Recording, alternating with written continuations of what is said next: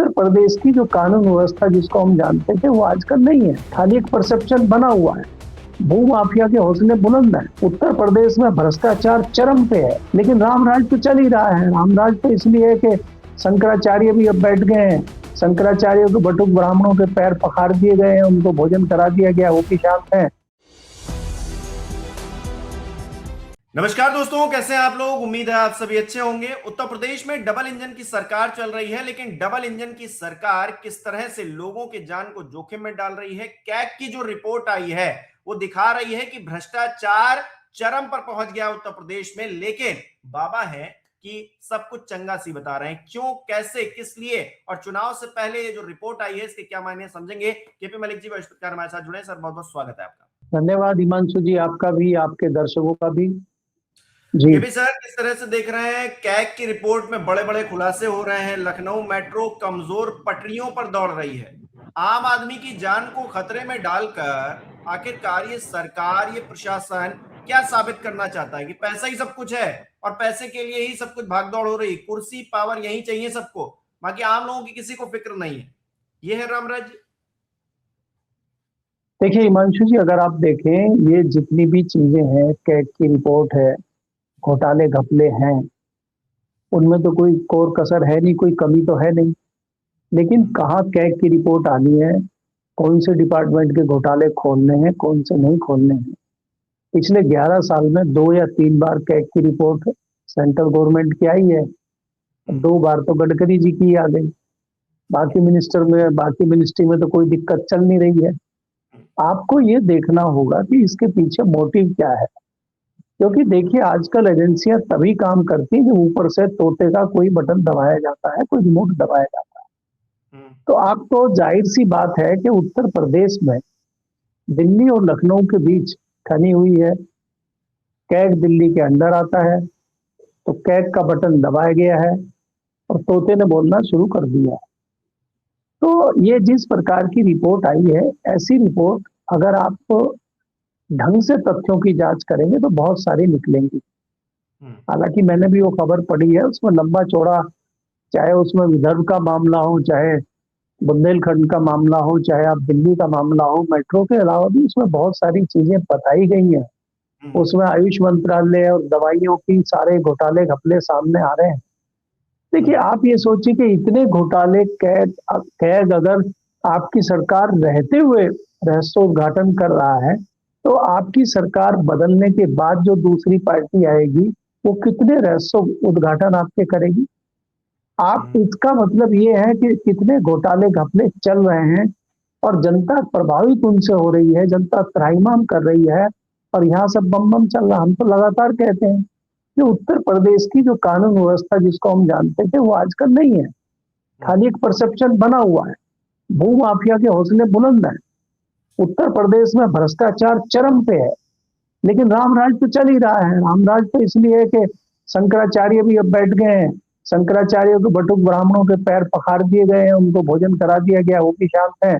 और बाकी भारतीय जनता पार्टी जो है अपने चुनाव अभियान पे आगे बढ़ने के लिए तैयार है। मोहन भागवत जी ने मोर्चा खोल दिया है। शिक्षा मित्रों का मानदेय बढ़ाकर जो है सरकार ने कहा, देखिए हम कितनी आप लोगों के पक्ष में सोचते हैं। 9 साल से तो सोचा नहीं, अब अचानक से सोच रहे हैं। नहीं, आपको ऐसी बहुत सारी चीजें अगले कुछ दिनों में दिखाई देंगी, क्योंकि जाहिर है उत्तर प्रदेश में इलेक्शन है। अपना पूरा काफिला लेके मोहन भागवत जी उतर चुके हैं दिल्ली में, वहाँ लखनऊ में और उत्तर प्रदेश में। आपने देखा ना कि किस प्रकार से उन्होंने पहले योगी जी के साथ 30 से 40 मीटिंग की, फिर 30 से 30 लगभग 30-40 मिनट उन्होंने केशव मौर्य के साथ मीटिंग की, फिर उन्होंने ब्रजेश पाठक के साथ मीटिंग की। तो मोहन भागवत जी को एकाएक इनका जो है भरत मिलाप याद आ गया। अभी तक तो उनको आया नहीं था, क्योंकि अब लगने लगा है, चाहे वो संघ हो चाहे भारतीय जनता पार्टी हो, ये एहसास हो चला है कि भारतीय जनता पार्टी का उत्तर प्रदेश में मामला डगमगाता हुआ दिखाई दे रहा है। और जिसका उदाहरण हम अक्सर देते हैं कि 2024 में जो परिणाम आए हैं उससे कहीं ना कहीं भारतीय जनता पार्टी घबराई हुई है। और ये सारी चीजें दिल्ली के निर्देश पे हो रही है, चाहे कैग रिपोर्ट हो, चाहे संघ प्रमुख का उत्तर प्रदेश में जाना हो, चाहे ब्रजेश पाठक का बटुक ब्राह्मणों को भोजन कराना हो, चाहे केशव मौर्य का इस तरह के बयान देना हो, चाहे योगी जी की बदली हुई भाव भंगिमा हो, ये सब कहीं ना कहीं केंद्र के इशारे पर, केंद्र के डर या उससे हो रहा है। और उत्तर प्रदेश से भारतीय जनता पार्टी किसी भी कीमत पर निकलना नहीं चाहती, क्योंकि वो जानती है कि अगर वो उत्तर प्रदेश से बाहर हुई तो केंद्र में इसका बड़ा झटका उसको लग सकता है। आपने कल हमने चर्चा इस पर भी की थी कि एकाएक योगी जी जापान जा रहे हैं 2 दिन के लिए, ऐसी क्या इमरजेंसी है। मोदी जी इजराइल जा रहे हैं और योगी जी जापान जा रहे हैं। तो जाना था चीन, पहुंच गए जापान। वो गाना सुना ही होगा आपने।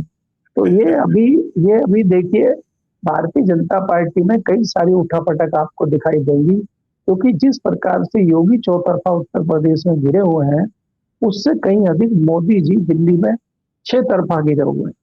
अब कल फिर ट्रंप का ट्वीट आ गया, उन्होंने कहा कि हम 10% बढ़ाएंगे, कोर्ट वोट क्या होता है, सुप्रीम कोर्ट की भी नहीं सुन रहे।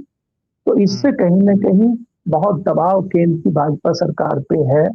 और चाहे वो किसान हो, चाहे वो व्यापारी हो, भले ही वो अभी सामने ना आ रहे हो, लेकिन इस डील का बड़ा नेगेटिव प्रभाव लोगों के ऊपर पड़ेगा और धीरे धीरे इसका असर बढ़ता जा रहा है। इस प्रकार से स्टीम फाइल खुल रही है, आगे बढ़ रहा है मामला। तमाम दूसरे देशों में इस्तीफे हो रहे हैं, गिरफ्तारियां हो रही हैं, लोग खुद ब खुद अपने इस्तीफे दे रहे हैं। भारत के कान पे जू नहीं रेंग रही है। जिन केंद्रीय मंत्री ने शपथ ली है गोपनीयता की राष्ट्रपति भवन में खड़े होकर, वो झूठ पे झूठ बोले जा रहे हैं। तो ऐसा हो रहा है कि यहाँ कुछ भी बोल दो, कुछ भी कर लो, यहाँ कोई फर्क नहीं पड़ रहा है। ना कोई इस्तीफा देने की जरूरत है, ना कोई सफाई देने की जरूरत है। तो कुछ भी बोल सकते हैं आप। तो ये अगर चीजें हैं तो जनता में बहुत दिन तक ये चीजें चलती नहीं है। और कहीं ना कहीं एहसास इस बात का है कि कैसे भरमाया जाए, क्या पुराने फॉर्मूले लागू हो पाएंगे, क्या हिंदू मुस्लिम का फॉर्मूला चल पाएगा, क्या सनातन अभी बचा हुआ है कुछ, उसमें उसको बचाने के लिए आगे लड़ाई लड़ी जाएगी, या सनातन बच चुका है पूरा। इस पे जो है, इस पे महागठबंधन और महाअभियान और वो क्या बोलते हैं, मंथन चल रहा है भारतीय जनता पार्टी और संघ का। जी। अच्छा केपी सर, हमने विकास के नाम पर जो भ्रष्टाचार नहीं हो रहा था उसकी भी पोल खुलते हुए देख लिया। सनातन की सरकार है और हिंदुओं का बड़ा सम्मान है, ये भी हमने शंकराचार्य वाले मैटर पर देख लिया। यूजीसी का जो नियम लाया गया उसके खिलाफ लखनऊ में हल्ला बोल हो रहा है, लोग बैरिकेडिंग तोड़ रहे हैं, धक्का मुक्की हो रही है, कह रहे हैं बीजेपी से जो सवर्ण समाज है वो छिटक चुका है। तो भारतीय जनता पार्टी हर मोर्चे पर जब घिर गई है, तो क्या विपक्ष ही आएगा तभी चीजें सुधरेंगी? इस तरफ चीजें जा रही हैं, नैरेटिव हम जो कहते हैं वो क्या नैरेटिव अब बन चुका है क्या, धीरे धीरे उसी पर आगे बढ़ रहा है क्या प्रदेश? देखिए हिमांशु जी, हमने पहले भी देखा था ये कि विपक्ष ने जिस प्रकार से तमाम चीजें, चाहे विकास का मुद्दा हो, चाहे भ्रष्टाचार का मुद्दा हो, बेरोजगारी का मुद्दा हो, महंगाई का मुद्दा हो, इस पे विपक्ष पहले से सवाल उठाता रहा है। ये भारतीय जनता पार्टी की सेहत में इन मुद्दों से कोई बहुत ज्यादा फर्क पड़ता नहीं है।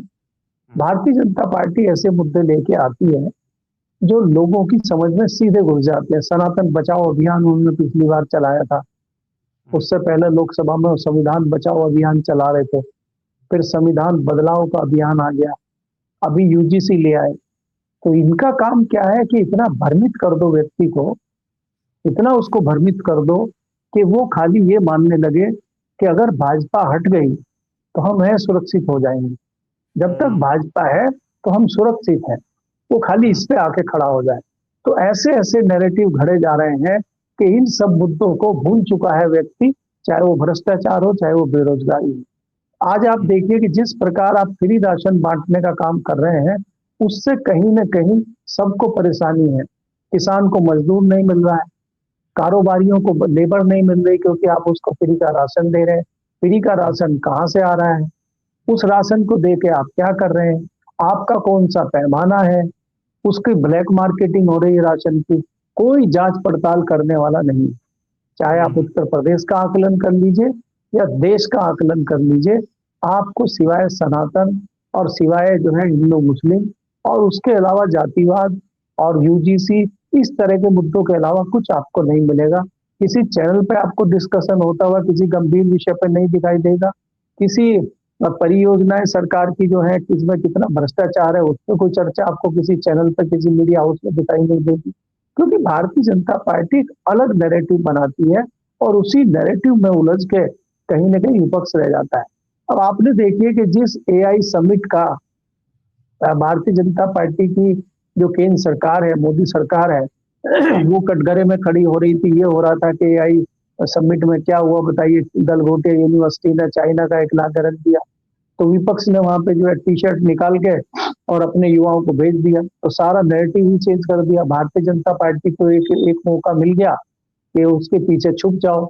अब लगातार उनकी प्रेस कॉन्फ्रेंस, लगातार चर्चाएं जो है सिर्फ इस पे चल रही है कि मुख्य विपक्षी दल कांग्रेस के युवा वहां पे जो है उन्होंने नाक कटवा दी है। दुनिया में नाक कट गई है उस धरना प्रदर्शन करने से। नाक उससे नहीं कटी है जो हमने चाइनीज रोबोट को अपना बता दिया है यूनिवर्सिटी में, उससे हमारी नाक नहीं कटी है। हमारी नाक बाकी चीजों में नहीं कटी है। जिस तरह से ये डील हो रही है, जिस तरह से हमारा नाम स्टीम फाइल हो रहा है, उससे हमारी नाक नहीं कट रही है। हमारी नाक इससे कट रही है। और ऐसे मौके विपक्ष भारतीय जनता पार्टी को देता रहता है और भारतीय जनता पार्टी उनको भुना के सत्ता में बरकरार है। चाहे विकास हो, चाहे बेरोजगारी हो, इस पर कोई चर्चा कहीं नहीं हो रही है और न इसकी जरूरत है लोगों को, ऐसा लगता है। अच्छा, शासन प्रशासन में जो चल रहा है उसमें जो पुलिस की भूमिका है, क्योंकि योगी आदित्यनाथ पुलिस की हमेशा तारीफ करते हैं, खबर निकलकर सामने आई है प्रयागराज से। सब कुछ प्रयागराज में ही हो रहा है सर। शंकराचार्य का जो पूरा विवाद हुआ वो प्रयागराज में हुआ। प्रयागराज में ही वो बैठक हुई जिसमें योगी आदित्यनाथ की तस्वीर गायब कर दी गई। मतलब केशव जी की तस्वीर थी, योगी जी की तस्वीर नहीं थी। अब एक और खबर है कि एनकाउंटर का डर दिखाकर 20 लाख रुपए एक दरोगा जी वसूलने वाले थे, 10 दिन से लापता थे, अब उनको पकड़ लिया गया है। मतलब हर तरफ हर कोई अपनी जेब भरना चाह रहा है या फिर पावर में आना चाह रहा है। इसके अलावा कोई दूसरा नैरेटिव रह ही नहीं गया है क्या किसी के पास? आम आदमी इतना परेशान हो गया है या त्रस्त हो गया है, उसकी किसी को चिंता नहीं है। हर कोई अपनी जेब भरने में लगा हुआ है। ये एक छोटी सी घटना है कि एक दरोगा जी एक कारोबारी से 20 लाख रुपए चाह रहे थे एनकाउंटर का डर दिखाकर। अरे अदालत ने वैसे ही कहा कि फेक एनकाउंटर नहीं होने चाहिए, और अब जो है इस तरह की घटनाएं आ रही हैं। ये फ्री हैंड देने का नतीजा है। देखिए हिमांशु जी, अगर आप देखेंगे, पहले तो इस पर जिक्र कर लेते हैं जो आपने एक फोटो हटने की और फोटो लगने की बात की है। पंडित दीनदयाल उपाध्याय के उपलक्ष्य में एक महाअभियान वहां पे चल रहा था प्रयागराज में, और उसमें कुछ लोग इकट्ठे हुए थे। वहां पे योगी जी की तस्वीर नदारत की पोस्टर के ऊपर। तो इससे पता चलता है कि वहां पे दूसरा खेमा है, उसने वो कार्यक्रम किया है और उस कार्यक्रम में दिखा दिया है कि यहाँ पे योगी जी की जरूरत नहीं है। इससे पता चलता है कि भारतीय जनता पार्टी के अंदर खेमेबाजी किस लेवल तक पहुंच गई है। दूसरी बात यह है कि जिस प्रकार आप पुलिस प्रशासन का जिक्र कर रहे हैं, देखिए पुलिस प्रशासन का नीचे से अगर आप सिपाही से शुरू करेंगे और डीजीपी तक चले जाएंगे, बहुत लंबी चेन है और इस चेन में बहुत सारी सेटिंग गेटिंग होते हैं। इसमें कोई नई बात नहीं है कि आपको थाने, आपको जिले उस प्रकार से दिए जाते हैं कि मोटी रिश्वत जाती है। जब आप मोटी रिश्वत देके कोई जिला लेते हैं, कोई थाना लेते हैं, तो आपको उसकी भरपाई करनी होती है और उसी भरपाई में से अपनी जेबें भी भरनी होती है। तो वो जेबें कहाँ से भरी जाएंगी? आप किसी गरीब आदमी को पकड़ लेंगे, आप किसी छोटे व्यापारी को पकड़ लेंगे तो उससे आप 10, 20, 50 हजार रुपया ले लेंगे। तो आपको मोटी मुर्गी फांसने के लिए और उसकी जान का डर दिखा के उसको जो है पैसा वसूलना होता है। अगर कोई गलत काम कर रहा है तो वो हंसी खुशी पैसा दे देता है। कोई गलत काम नहीं कर रहा है, ईमानदारी से अपना मजदूरी कर रहा है या ईमानदारी से अपना कोई छोटा मोटा व्यापार कर रहा है, तो उसको पुलिस प्रताड़ित करके लेती है। अब अगर कोई पलट के पूछ ले कि आपने जिस दरोगा ने उस व्यापारी को उठाया है, वो आप उसका किस मामले में एनकाउंटर करेगा, क्यों एनकाउंटर करेगा? क्या उसने ऐसा कौन सा कर्म कर दिया कि आप उसका एनकाउंटर कर देंगे? और हम कौन सी पीढ़ी में आज जी रहे हैं, कौन से आधुनिक युग में हम जी रहे हैं कि आज भी लोगों को अपने एनकाउंटर का डर है? और आप एक तरफ बात करते हैं कि राम राज्य चल रहा है, ट्रिपल इंजन की सरकार चल रही है और गृह मंत्री जी ने कह दिया है कि कहीं कुछ ऐसा नहीं होगा, और वहां पर भी हम एनकाउंटर की बात कर रहे हैं और अच्छे खासे व्यापारी की बात कर रहे हैं, इलाहाबाद की बात कर रहे हैं। हम किसी गांव की, मिर्जापुर की या किसी चंबल की बात हम नहीं कर रहे हैं।